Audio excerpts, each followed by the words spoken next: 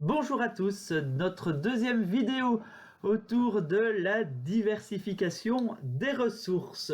Toute une série qu'on va parcourir et qu'on parcourt petit à petit avec des vidéos, à chaque fois une vidéo différente, un thème. Aujourd'hui, on va parler des legs et donations. Alors moi, c'est Vincent Tercelin, j'ai créé Lokeris qui vient en aide aux associations dans deux choses, leur communication et la diversification de leurs ressources. La diversification au sens large, ici je ne fais que citer les thèmes, mais j'accompagne les associations justement à progresser dans de nouvelles méthodes de collecte de fonds. Voilà, principalement dons, mécénat et autres, mais ça peut être dans des campagnes legs et donations par exemple. Voilà, aujourd'hui les associations en ont besoin, vous le savez, si vous en êtes. Alors, qui peut recevoir des legs et donations? Tout d'abord, les associations d'intérêt général. Associations d'intérêt général de plus de 3 ans. Et ça, c'est depuis la loi ESS sur l'économie sociale et solidaire de 2014. Elles peuvent recevoir des legs et donations. 3 ans, ça met un peu de maturité. Elles existent toujours. Elles ont franchi le cap du départ. Les associations ou fondations d'utilité publique. Alors, la différence entre l'intérêt général et l'utilité publique, probablement qu'un jour, je ferai une vidéo pour expliquer comment on devient association d'intérêt général, ou comment on sait qu'on est d'intérêt général. Et l'utilité publique, c'est beaucoup plus haut. L'intérêt général, ce n'est qu'une notion fiscale. D'ailleurs, si vous le voulez, vous pouvez faire la demande vous-même auprès de des services fiscaux, tout simplement. Pour l'utilité publique, c'est plus long. Les unions d'associations familiales, si vous en êtes, vous le savez en général. Si vous êtes déclaré en Alsace-Moselle, vous pouvez aussi avoir des legs et donations. Faut savoir que là-bas, il y a un droit local qui leur est propre. Si vous êtes dans la recherche scientifique ou médicale, ça c'est important de le savoir aussi, parce que les associations peuvent recevoir des dons et legs. Surtout si on est dans la recherche médicale, le leg est plus facile à avoir. On recherche contre le sida, contre le cancer, contre les maladies rares, et les personnes meurent. Elles peuvent aider justement à la progression de la recherche. Le leg, on ne l'a pas encore défini, on le définira juste après. Tout d'abord, qui peut avoir ça? C'est important de savoir si vous êtes dans la recherche scientifique ou médicale, ou en tout cas, c'est votre objet principal. Vous pouvez être dans la recherche et aider les membres, les personnes malades. Mais il faut que l'objet principal, ce soit la recherche scientifique ou médicale. Et les associations cultuelles. Alors, j'entends bien, associations cultuelles, c'est des associations dont la tâche première est d'organiser le culte.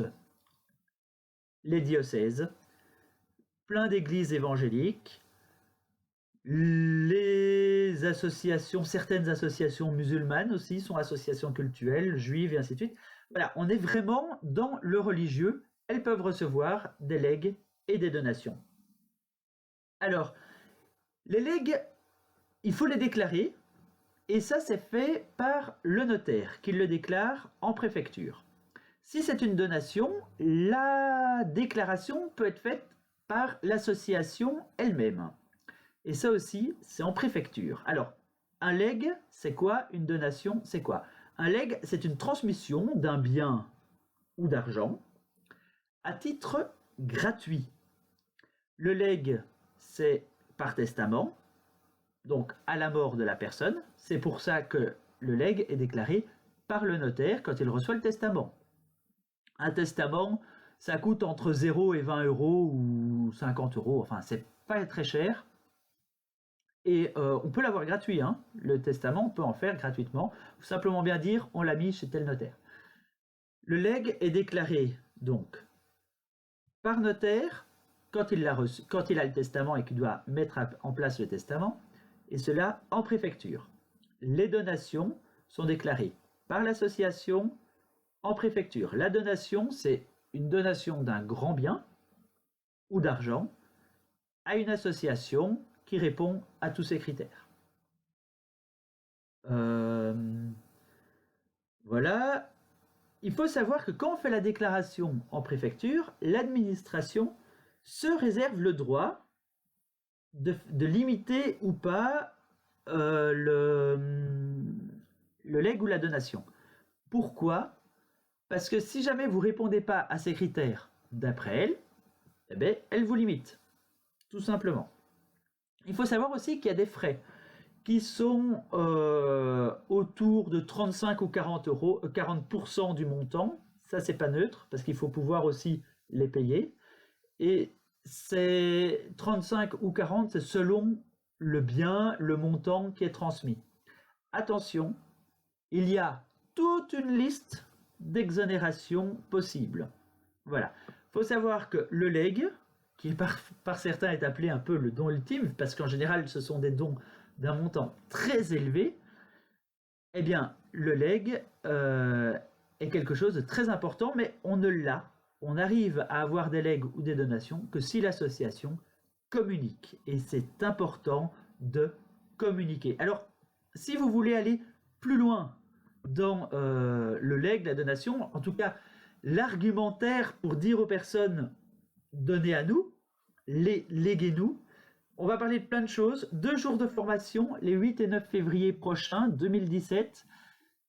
J'insiste sur l'année parce que sur YouTube, les vidéos peuvent rester longtemps. En même temps, elles peuvent intéresser longtemps. On va parler de notions fiscales, de démarche mécénat, de diversification des ressources. On va bâtir un argumentaire de dons pour votre association. On va faire plein d'autres choses sur 2 jours. Ça se passe en Côte d'Armor, à côté de Saint-Brieuc. Pas très loin de la plage, pas très loin de la mer, même si on ne prendra pas beaucoup de temps pour y aller. Je peux aussi faire des formations sur demande auprès de votre réseau associatif ou bien pour vous-même, une formation qui est bien définie, rien que pour vous. Pour ça, c'est très simple, vous avez toutes les coordonnées pour me contacter et je suis à votre disposition. Pour ça, je vous dis à bientôt.